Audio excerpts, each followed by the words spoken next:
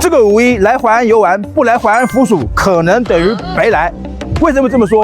淮安府署是全国仅存的唯二的衙门所在地，当年在这边发生了很多的故事。如今，在我们淮安文旅人不断的努力情况下，这场沉浸式的夜游项目《惊鸿一梦至大明淮安府》，五一期间将在淮安府署震撼上演。演出共6大篇章，从淮水安南的水利工程，到康沃保定的热血战场，再到淮关盛典的繁华商贸，每个篇章都精彩绝伦。